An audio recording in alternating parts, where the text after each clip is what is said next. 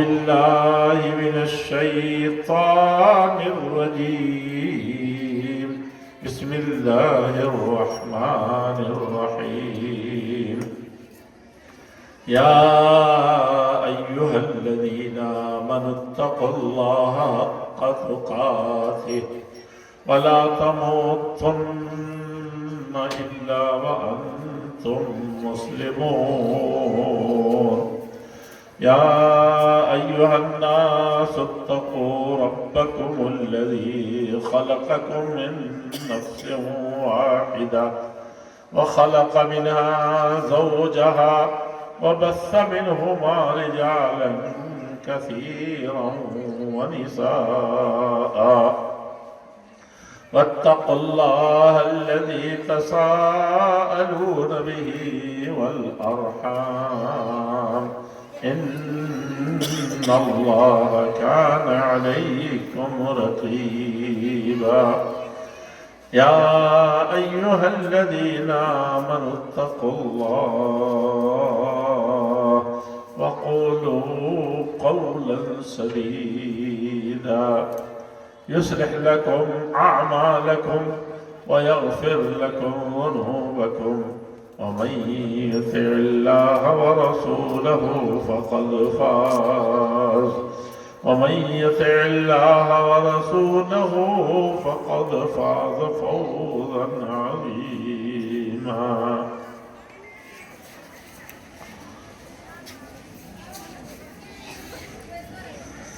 معزز اور محترم علماء کرام، ہماری صوبائی جمعیت اہل حدیث کے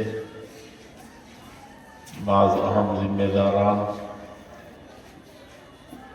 مولانا انعام الحق صاحب مدنی، نائب امیر صوبہ بہار، اور ضلع کے ناظم اور امیر ناظم صاحب جا چکے ہیں، امیر مولانا اخلاق صاحب ندوی اسٹیج پر موجود ہیں، اور اس ضلع کے اور دیگر اضلاع کے دیگر معززین و محترمین اور علماء کرام اور خطبہ جو بہت دیر سے تقریریں فرما رہے ہیں اور اس مدرسے کو قائم و دائم رکھے ہوئے، وہ مدرسہ نہیں جسے ہم کلیہ حفصہ للبنات کہتے ہیں، اس میں تو ہم لوگ ہیں ہی. اصل مدرسہ آج کی رات جو ایک رات یا ایک دن کے لیے یہ مدرسہ قائم ہوا ہے، اس مدرسہ میں پڑھنے والے، یہ مدرسہ زیادہ اہم ہے، چند گھنٹے کا ہے. اس میں بوڑھے بھی آتے ہیں، بچے بھی آتے ہیں، جوان بھی آتے ہیں، مرد بھی آتے ہیں، عورتیں بھی آتی ہیں. جو بڑے بڑے مولانا کہلاتے ہیں وہ بھی آتے ہیں، اور جو بیچارے ایک حرف لکھنا پڑھنا بدقسمتی سے نہیں جانتے وہ بھی آتے ہیں. یہ مدرسہ بھی بہت اہم ہے، تو اس کو اہمیت دینی چاہیے. سب لوگ یہی کہتے ہیں ایسے موقع سے کہ طالبات کو نصیحت کیجیے. اب وہ فارغ ہو رہی ہیں، کس چیز سے فارغ ہو رہی ہے؟ علم سے فارغ ہو رہی ہے، تو اس سے خراب چیز کوئی نہیں ہے. اور اخلاق سے فارغ ہو رہی ہے تو اس سے بری بات کیا ہے؟ اور اگر عمل اور کردار سے فارغ ہو رہی ہے تو اس سے بھی بری بات نہیں ہے. یہ فارغ ہو رہی ہے اب پڑھنے کے لیے دل لگا کر کے، اب یہ فارغ ہوئی ہے عمل کرنے کے لیے دل لگا کر کے، اور جو کچھ سنا ہے سیکھا ہے اس پر عمل کرنے کے لیے، اس کو کام میں لانے کے لیے. اب یہ بتائیے سب انہی کو نصیحت کریں گے، ہم لوگ کہاں ہیں؟ اصل نصیحت تو ہمارے لیے ہے کہ میں دیکھ رہا ہوں کہ ایک ایک مولوی صاحب نے 10 حدیثیں پڑھی، 10 آیتیں پڑھی، اور پتہ نہیں کتنے اقوال صحابہ اور صحابیات اور تابعین اور تابعیات سنائے. اتنا تو سال بھر میں شاید کوئی اس طریقے سے سمجھا کر کے لاؤڈ اسپیکر لگا کر کے جلسہ سوار کر کے کوئی نہیں کرتا. وہ اصل چیز جلسے کا مقصد یہ مدرسہ ہے، اس میں ہم لوگ عمل کریں، سنیں تو سمجھیں، عمل کریں۔ سننا بذات خود مدرسے میں پڑھنے آنا وہ بہت اچھا ہے۔ جو بچی پڑھنے نہیں آئی، جو بچہ مدرسہ میں پڑھنے نہیں آیا، اس کا تو کہیں گنتی ہی نہیں، کوئی لائق ہے ہی نہیں۔ اسی طریقے سے جو جلسہ سننے نہیں آیا، وہ تو کہیں اس کا ذکر ہی نہیں ہے، نہ اللہ کے ہاں، نہ رسول کے ہاں، نہ قوم کے ہاں، نہ ملت کے ہاں۔ ان کی بات نہیں کر رہا، وہ تو محروم ہے۔ اگر مجبور ہے تو اللہ جانتا ہے، وہ جانتے ہیں۔ اگر نہیں ہے تو دور دراز سے علماء آئے ہیں اور سکھا رہے ہیں، پڑھا رہے ہیں، سمجھا رہے ہیں، اور وہاں کوئی نہ ہے تو اس سے کیا زیادہ بدقسمت کون ہے؟ گاؤں اور علاقہ کہاں سے لوگ بھاگے چلے آ رہے ہیں۔ میں تو مولانا انعام صاحب کے بارے میں دیکھ کے پریشان رہتا ہوں کہ اس مہینے میں کم سے کم یہ 16واں 17واں اس علاقے میں آنا ہوا ہے، 2 مہینے کے اندر۔ اور یعنی پورنیہ جب سے ایئرپورٹ بنا ہے تو 16واں یا 17واں مرتبہ ہوگا کہ ہم اس سے واپس جائیں گے یا آئیں گے سب ملا کر۔ تو ایسے ہر جلسے میں موجود ہے۔ کیا پڑھیے بھائی، ان کو کیا ملتا ہے؟ اچھی مجلس سے وہ جانتے ہیں، یہاں آنے کا فائدہ ہے، ایک ایک قدم پر ثواب ہے۔ دوسرے لوگ تو کہتے ہیں کہ پتہ نہیں کتنا ثواب ہے، اس پر لوگ دوڑ رہے، اپنے آپ کو ایک رات میں بنا لے رہے۔ ایک دن جلسہ ہوتا ہے، 5 حدیث بھی نہیں پڑھی جاتی، بزرگوں کے کچھ قصے سنا دیتے ہیں اور کچھ باتیں کر لیتے ہیں۔ کچھ لوگ تو بلا کچھ سنے آتے ہیں، صرف دعا میں شریک ہوا تھا، اور ان کی زندگی بدل جا رہی ہے۔ ہماری زندگی کیوں نہیں بدل رہی؟ سوچنے کی چیز ہے یہ۔ بہت زیادہ پڑھنا بہت زیادہ چاہیے، لیکن عمل کرنا ہے، دل کے کانوں سے سننا ہے۔ ان فی ذلک لذکریٰ لمن کان لہ قلب او القی السمع وہو شہید۔ یہ نصیحت جانتے ہیں، یہ ایمان اسلام کا فائدہ کرے گا جس کے پاس دل ہوگا، اور دل بھی جاگ رہا ہوگا۔ دل مر گیا تب کیا ہوگا؟ سنے گا کچھ، عمل کرے گا، زندگی نہیں رہے گی تو کیا کرے گا؟ تو اللہ تعالیٰ کے لمن کان لہ قلب، اگر دل ہے، زندہ ہو تو فائدہ کرے گا۔ اگر مردوں کی طرح سے تو قبرستان میں 1 لاکھ تقریر کرے، کوئی کچھ نہیں فائدہ ہے۔ یہاں آدمی مرا ہوا پڑا ہے، چاہے 1 لاکھ مرتبہ اس کے کہے کہ اٹھو نماز ہو رہی ہے، اٹھو پڑھنے چلنا ہے، وہ سنے گا۔ دل مر گیا اس کا تو اس کا پورا جسم مر گیا۔ تو اللہ تعالیٰ کہتے ہیں کہ جلسہ میں آؤ، چاہے گھر میں رہو، کہیں بھی قرآن حدیث سنو تو دل زندہ ہونا چاہیے۔ ایسے ہی مطلب نماز کی بات کہی، اقیم الصلاۃ، نماز پڑھو، تو دل زندہ ہے، آپ زندہ ہیں تو کہ نماز تو قائم کرنا ہے، وقت پر پڑھنا ہے، جس طرح سے اللہ کے نبی نے پڑھا تو ویسے پڑھنا ہے۔ فجر میں اٹھنا ہے، رکعت الفجر خیر من الدنیا والآخرہ، بتا دیا، علم حاصل ہو گیا کہ فجر کی نماز جو فرض ہے اس کا تو اتنا اونچا مقام ہے، کتنی بڑی دولت ہے، اس کو کوئی نہیں جانتا کتنا دینے اللہ پر۔ لیکن اس سے پہلے جو ہلکی سی سنت پڑھتے ہیں وہ دنیا بھر کی دولت سے، دنیا بھر کی کرسی سے، جو آپ کا بیٹا پڑھ کر کے وزیر اعظم بن جائے، وہ کچھ بھی نہیں۔ ساری دنیا کے سارے وزیر اعظم فیل، سب بادشاہ فیل، سب خزانہ فیل، کس کے سامنے؟ 2 رکعت فجر میں اٹھ کر کے پڑھ لینے والے کو فجر سے پہلے۔ دل اگر زندہ ہے تو اس کو آدمی لے کر کے جائے۔ سن لیا کہ بچیوں کی، میں آیا تو کوئی صاحب تقریر کر رہے تھے، وہ کہہ رہے تھے کہ 2 بچیوں کو کسی نے صحیح طریقے سے پال دیا، جنت میں اس کا گھر ہو گیا۔ بتائیے، اور اس کے بعد بھی بچی سے نفرت کرے، اس کی شادی کرنی ہے، اس کا یہ کرنا ہے، اور وہ لعنت خود ہم نے جمع کی ہے، جہیز کی، دنیا کی، ٹھکانے کی۔ یہ بہت، تو تقریر سنے تو عمل کرے اس کو، اور سب سے بڑی چیز یہ فَإِنَّ خَيْرَ الْحَدِيثِ کتاب اللہ، آج بچیوں نے پڑھا ہے سب سے اچھی چیز انہوں نے پڑھی ہے، سب سے اچھی چیز پڑھی ہے، سب سے اچھی چیز سنی ہے، سب سے اچھی چیز پوری زندگی ان کو سنانی چاہیے۔ اب اس سے اچھی کوئی چیز نہیں جا کر کے کوئی کہہ رہا ہے کہ چلو علی گڑھ یونیورسٹی میں ہماری بچی گئی، کوئی کہہ رہا ہے ہماری بیٹی ڈاکٹر بننے فلاں جگہ گئی ہے، خاک بننے گئی ہے، اب اس کے بعد کیا بنے گی وہ؟ جب یہ نہیں بن سکی تو اب کیا بنے گی؟ ایسے ہی حضرت فاطمہ کا نام نہیں ہے، دنیا میں اتنا بڑا باپ پیدا نہیں ہوا کوئی بھی، دنیا میں اس سے زیادہ بڑا شوہر کوئی پیدا نہیں ہوا۔ وَخَيْرُ الْحَدْيِ حَدْيُ مُحَمَّدٍ صلی اللہ علیہ وسلم، سب سے بہترین کام، بہترین نمونہ جو ہم کو کرنا چاہیے، لڑکیوں کو، لڑکوں کو، مردوں کو، عورتوں کو، باپوں کو، بہنوں کو، بھائیوں کو، سب کو کرنا چاہیے، وہ کیا ہے؟ محمد الرسول اللہ صلی اللہ علیہ وسلم کی زندگی ہے۔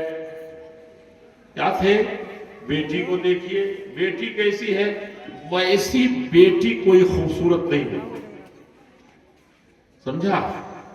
ویسی فاطمہ کی بھتیجی تھی ایک، مورخین لکھتے ہیں کہ اتنی خوبصورت تھی، ایسا پھول، اب تو کہنا گناہ ہو جائے گا، نہیں تو میں کہتا کہ کلوپترا جو تھی نا، دنیا کی سب سے خوبصورت جس کا نام لیجیے، کوہ قاف کی قریب چچینیا کی، اللہ تعالیٰ نے جس طرح ہمارے نبی کو خوبصورت بنایا تھا، ویسا البیلا، ویسا خوبصورت، ویسا احسن منک لم تر قط عین واجمل منک لم تلد النساء، آپ سے بہتر دنیا میں کسی ماں نے خوبصورت بچہ نہیں جانا، اور آپ سے بہتر اخلاق والا کسی آنکھ نے نہیں دیکھا، ہر ناحیے سے اچھے تھے۔ ان کی بیٹی کیسی ہوگی؟ اور وہ بھی بڑی پیاری بیٹی، کیا تھا اس کے پاس؟ اصل چیز عمل۔ اتنے بڑے باپ کی بیٹی کے ہاتھ میں کیا ہے؟ ہماری بیٹی تو مولانا صاحب کی بیٹی ہو گئی، ڈاکٹر صاحب کی بیٹی ہو گئی، خود ڈاکٹر ہو گئی، خود مولانی ہو گئی، خاک ہو گئی۔ فاطمہ، زینب، رقیہ، پھر آئیے ابو بکر رضی اللہ عنہ کی بیٹیوں کو دیکھیے، ان سے ابو بکر تو ہمارا ایمان ہے کہ ابو بکر سے زیادہ افضل کوئی نہیں۔ حفصہ جن کے نام پر یہ مدرسہ ہے، بتائیے کیا، کہاں ہم لوگ جا رہے ہیں؟ سنیے تھوڑی سی بات اور میں کہتا ہوں، اس کے بعد مولوی ابوالکلام آئیں گے تو پھر آپ لوگ جھٹ کے سنیے گا، وہ تو خوب زوردار آپ سے باتیں کریں گے، اور سارے مولانا لوگوں نے بہت زوردار بات کہی ہے۔ تو ان کا کیا حال تھا؟ ہاتھ میں اتنے نرم اور پیارے ہاتھ میں کیا ہے؟ سب پھوکچے پڑے ہوئے ہیں، آبلے پڑے ہوئے، جیسے پاؤں میں پڑتے ہیں، ہاتھ میں پڑے، جیسے آگ سے جل گیا ہو اور سب ایسے نکل آئے۔ وہ تھی ان کی کیفیت۔ اور بھوک کتنی لگتی تھی، کھانا کئی دنوں تک غائب رہتا تھا، اور پڑھ لی ہے تو یہ کریں گے، پڑھا ہوا داماد ملنا چاہیے تو پتہ ٹھیکا ملنا چاہیے۔ ان کو کیا تھا؟ کھجور کے پتیوں کو جمع کر کے، یا کھجور وہ جو کاٹتے ہیں اس میں سے، اسی کے تکیہ بنا دیا کر کے، کسی طریقے سے چٹائی دے دی، ایک آدھ برتن دے دیا ایسے، وہ بھی حضرت علی کا سامان بیچ کر۔ ہم لوگوں کا من ہی نہیں بھر رہا ہے، پتہ نہیں کس لیے پڑھ رہے ہیں، ہم لوگ الٹا پڑھ رہے ہیں۔ یعنی وہ پڑھتی تھی تو اللہ والی ہوتی تھی، کہا کہ سب کے گھر میں نوکرانی ہے، نوکر ایک ہم کو بھی دے دیجئے۔ سب لوگ سکھائے کہ اتنی پیاری بچی ہے یہ، پھول کی طرح۔ نبی صاحب سے جو ساری دنیا کا خیال رکھتے تھے، اب لوگ ان کی بچی کو سکھا رہے ہیں کہ لے لو، تمہاری تو حالت خراب رہتی ہے، پانی بھی بہت دور سے لاتی ہو۔ تو کیا کہا تھا نبی صلی اللہ علیہ وسلم؟ رات کو تہجد، باپ ایسا تو بیٹی کیسی؟ ان فی خلق السماوات والارض واختلاف اللیل والنہار لآیات لأولی الالباب الذین یذکرون اللہ قیاما وقعودا وعلی جنوبہم ویتفکرون فی خلق السماوات والارض ربنا ما خلقت هذا باطلا سبحانک سب سے نہ بڑھو. اتنا عمل کے بعد کہ کروٹ ہو ہے تب بھی عبادت کرے, سجدے میں گر کے رو رہے ہیں, یہاں کر رہے ہیں. بیٹی تو یہی دیکھتی تھی, باپ تو ایسے ہی تھا, مائیں بھی ایسی ہی تھی. ماں کو تو بہت چھوٹے میں حضرت فاطمہ نے دیکھا نہیں, اتنی چھوٹی تھی تو تک ماں مر گئی, لیکن اس ماں کا ذکر سنتی تھی. اور حضرت ایسا سوتیلی ماں تھی, حضرت حفصہ سوتیلی ماں تھی, حضرت سودا سوتیلی ماں تھی. ان ماؤں کو دیکھا تھا, آج دیکھ کر کے نفرت. سوتیلی ماں ہے تو گھر میں جہنم بنا دیا, لڑکی نے بنا دیا, اس نے بنا دیا. کیا تماشا, کیسے نبی کی, کیسے کلمہ پڑھتے ہو, کیسے کہتے ہو اہل حدیث ہے, کیسے کہتے ہو مسلمان ہے, جس کے گھر کی کوئی چیز نہیں, جس کی بیٹی کی کوئی چیز نہیں, جس کی ماں کی کوئی چیز نہیں, جس کی بہن کی کوئی چیز نہیں, وہاں یہ کیفیت ہے. تو آنکھ سے آنسو جاری ہوتے تھے, یہ بھر جاتا تھا, یہ بھیگ جاتا تھا, یہ بھیگ جاتا تھا. یہ آیت پڑھتے رہتے تھے. فاطمہ کا بھی یہی حال تھا. اللہ کے نبی نے دعائیں بہت زیادہ پڑھ کے تب دائیں کروٹ سوتی تھی ایسے رکھ کر کے, کیونکہ ابا ان کے ایسے ہی سوتے سکھایا تھا. اور اس کے بعد رات کو اٹھ جاتی تھی اور دعائیں کرتی تھی, بہت لمبی دعا. لیکن اللہ کے نبی سے جب ان لوگوں کے سکھانے سے کہنے سے حضرت علی ان کے شوہر نے کہا کہ تم پھول جیسی عورت ہو, کھانے پینے کا تو ایسے ہی کچھ نہیں رہتا, محنت کر کے پریشان ہو جاتی ہو, تو جاؤ اپنے ابا سے کہو کہ سب نوکرانی بہت آئی ہوئی ہیں, ان سے ایک نوکرانی تم بھی مانگ لو, کچھ آ کر مدد کرے. تو کیا کہا تھا اللہ کے نبی صلی اللہ علیہ وسلم نے, بانٹ دیا, غریبوں میں سب بانٹ دیا. اور اپنی بیٹی کو کیا کہا تھا, سنیں غور سے, اگر فارغ ہو رہے ہیں اور بچیوں کو پڑھا رہے ہیں, بیٹیوں کو عالمہ بنا رہے ہیں, باپ ہو چاہے ماں ہو, اللہ کے نبی صلی اللہ علیہ وسلم نے کیا کہا تھا ان کو, بیٹی اس سے اچھی چیز تم کو دے رہا ہوں, لے کے جاؤ. باپ کہاں سے لے کے آ رہی ہے, بڑی تمنا کی بات. ایسے تو شوہر سکھا رہے, جاؤ جاؤ جاؤ, جو بٹ جائے گا سب جاؤ لے کے آؤ. تو کہا کہ اچھی چیز کیوں نہیں تم کو دے دوں, 33 مرتبہ سبحان اللہ. ایک دعا کا انہیں اضافہ کر دیا, ایک دعا پڑھنا, اللہ بسم کا امر تو واحد. کیا مسئلہ ہے, یہ پڑھنا ہے ہم لوگ کو, یہ کرنا ہے. الٹے ایک دعا سکھا دی, ہماری بیٹی بنے گی, کہے گی اتنا پڑھ لکھ کر کے اسی لیے آئی ہوں کہ ہم نوکرانی اس کی طرف گھر کے کام کریں, سسرال میں جا کر کے تماشے, شوہر کے سامنے تماشے. یہی حال لڑکوں کا ہے. پڑھنے کے بعد ہم ایسی کل کتابیں قابل ضبطی سمجھتے ہیں کہ جن کو پڑھ کے بیٹے باپ کو خبتی سمجھتے ہیں. انگریزی پڑھنے والوں کو کہا جاتا ہے اب مولوی سے ہو رہا ہے, مولوی ہو گیا تو اب شیروانی پہنے تو وہ ابا مزدوری کھیت میں سے آئے ہیں تو مسافہ بھی نہیں کرتا ٹھیک سے, کہ ہاتھ میں ان کی مٹی لگی ہوئی, گلے نہیں لگاتا. گلے کیا, سو تم خوشبو جو لگا کر کے جاؤ, دنیا کی سب سے اچھی خوشبو, اور تم تہجد میں ناک رگڑ کر کے آ رہے ہو اللہ کے سامنے, وہ مٹی جو لگی ہے نا, اس سے زیادہ پاک مٹی ہے جو باپ کے جسم میں لگی ہے یا اماں کے ہاتھ میں لگی ہے, جو پاخانہ صاف کی ہے وہ تمہارا, تمہاری بہن بھائیوں کا.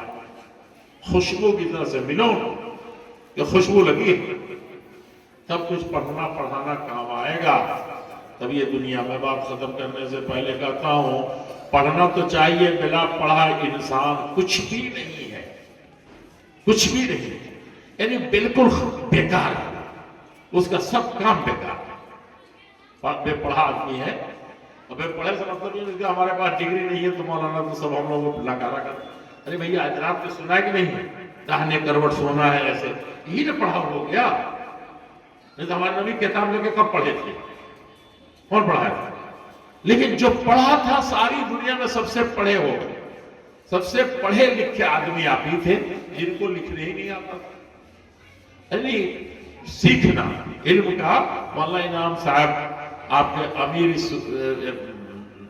نائب امیر, جب تقریر کر رہے تھے یہی کرتے کہ ایک من علم کے لیے نارمل عقل چاہیے. ہم سن رہے تھے وہاں سے, تو وہی لوگ سمجھ لیتے ہیں ہم کو تو جاہل بنا دیں. جاہل نہیں, جو علم ہے, جو کچھ سیکھتے ہیں, جو کچھ سمجھتے ہیں, وہ وہی علم ہے, اسی پر عمل کرنا ہے.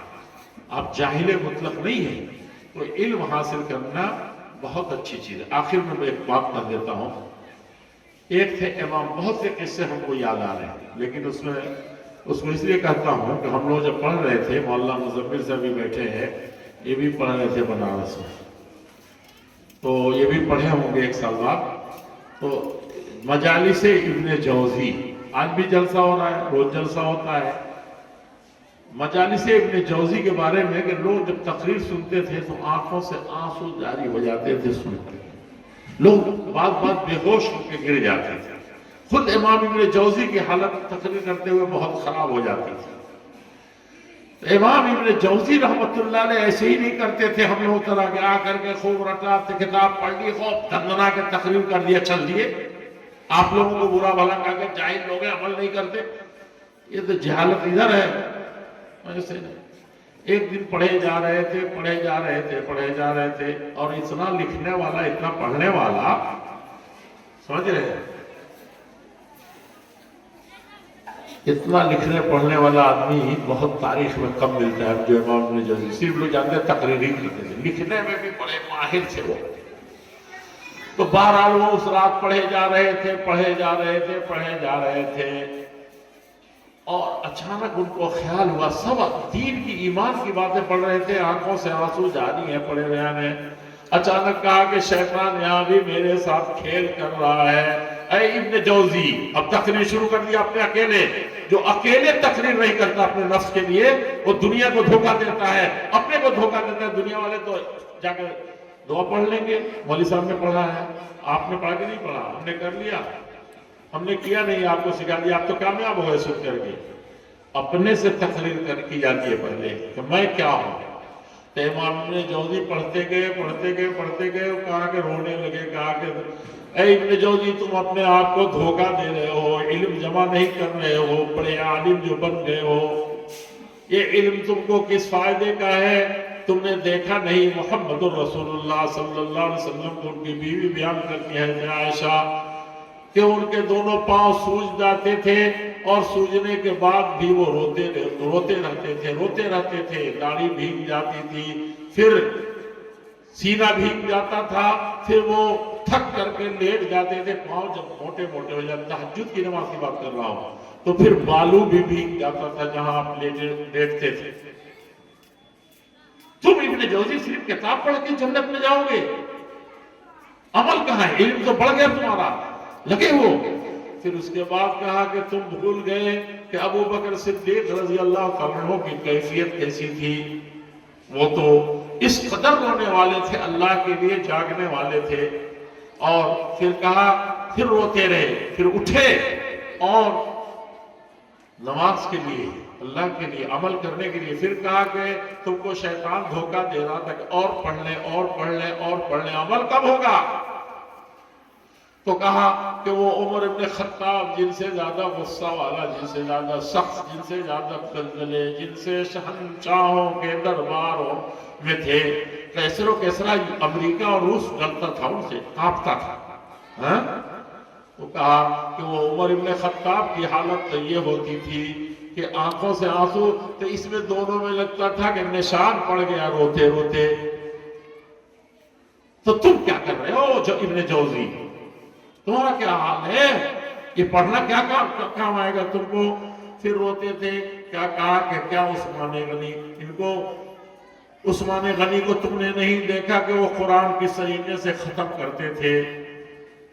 ایک قرآن ختم کیا جلد ہی فوراً، لوگ کہتے کہ ایک رات میں قرآن ختم کر لیتے تھے، اور لیکن قرآن پڑھتے ہوئے نہ شہید ہوئے، بادشاہ تھے. ہم کو قرآن پڑھنے کی فرصت ہی نہیں مل رہی. مولانا صاحب ہے، سب کام تو میں ہی کرتا ہوں، یہاں جا رہا ہوں وہاں جا رہا ہوں، کیا کام آئے گا؟ یہ دوڑ عمل کرو نا، اللہ تعالیٰ سے رشتہ کرو، اگر خیر قرآن سب سے اچھا ہے تو پڑھو. حضرت ان سے بڑی حکومت کوئی نہیں تھی عثمان غنی کی طرح. عثمان غنی جب وہ تھے تو قرآن اتنا پڑھتے تھے، حکومت ان کی سب سے اچھی چلتی تھی. اور کیا مسئلہ تھا ان کا، ذرا سنے مائبا نے.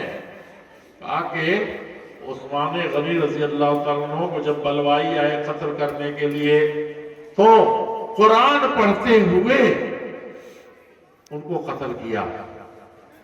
قتل ہو گئے بہت آسانی سے، وہ ہاتھ بھی نہیں اٹھائے، چھوڑو پہلے انگلی کاٹ دی. پھر اچھا، قرآن پڑھنا نہیں چھوڑا. تو کہا کہ اے ابن جوزی تمہارا کیا حال ہے؟ قرآن کے ساتھ ان کو یہ محبت تھی، تم کیا چیزیں پڑھ رہے ہو؟ پھر حضرت علی رضی اللہ تعالیٰ عنہ، اس کے بعد ایک سلسلہ ہے، میں چھوڑ رہا ہوں نام، امام ابن جوزی 5ویں 6ویں صدی ہجری کے ہیں میرے خیال سے. تو یہ 500-600 سال کی باتوں میں سے چن چن کر کے انہوں نے کہا، اپنے نفس کو ڈرا رہے تھے کہ تمہارا پڑھنا کچھ کام نہیں آئے گا. کہا کہ حضرت علی رضی اللہ تعالیٰ عنہ تو وہ اللہ کے بندے ایسے نیک تھے، لیکن رات کو جب وہ اللہ کے سامنے کھڑے ہوتے تھے کان یتململ کتململ السلیم، تو وہ اس قدر بلک بلک کے روتے تھے، اور جب نیت باندھتے تھے تو کانپنے کی ایسی کیفیت ہوتی تھی ان کے محراب میں جب وہ کھڑے ہوتے تھے اکیلے اللہ تعالیٰ کے سامنے، تو اتنے کانپتے تھے جیسے بچھو کاٹ لیا ہو اور جسم قابو میں نہ ہو. اس کے بعد اوروں کا بھی قصہ سنایا، کچھ عورتوں کا بھی سنایا.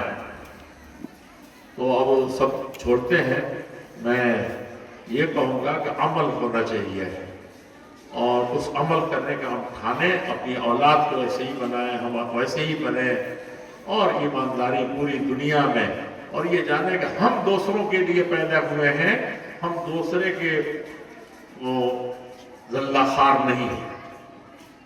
اللہ جل شانہ کلیہ حفصہ للبنات کو جس نیت سے اس علاقے کے خیر و برکت کے لیے، بچیوں کی تعلیم کے لیے، جس سے اچھی نسل پیدا ہو، ان حضرات نے قائم کیا ہے. میری دعا ہے کہ اللہ تعالیٰ یہ کلیہ پھلتا پھولتا رہے، اور اہل علاقہ کے لیے یہ روشنی کا منار بنے، اور جن لوگوں نے اس میں قائم کیا ان کو مزید توفیق ارزانی فرمائے اللہ جل شانہ.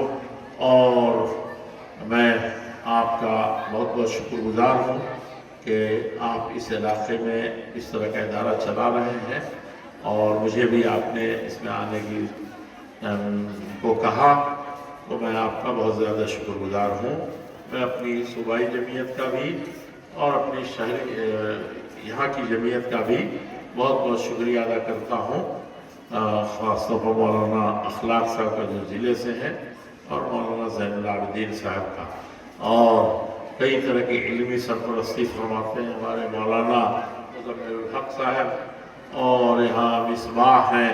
اس وقت تو ان کا آنا اچھا ہے، دن میں آئے وہاں پورنیہ میں، تو میں نے کہا کہ دن میں مصباح اور چراغ کی کیا ضرورت ہے، تو آج اس کو مان کر کے رات کو آ گئے، تو رات کو چراغ جلا دیا انہوں نے.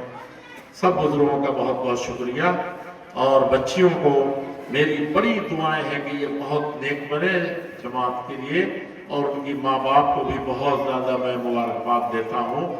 اور تمام لوگوں کا جو 1 روپیہ بھی مدرسے کے حق میں خرچ کرتا ہے، یا ایک دعا کر دیتا ہے، یا اچھی بات آ کے کان میں کہہ دیتا ہے، وہ ہم سب کے شکریہ کا مستحق ہے. اللہ تعالیٰ سب کی تمام نیک مرادوں کو، خواہشوں کو، ضرورتوں کو پوری فرما دے. سلام اللہ وبرکاتہ.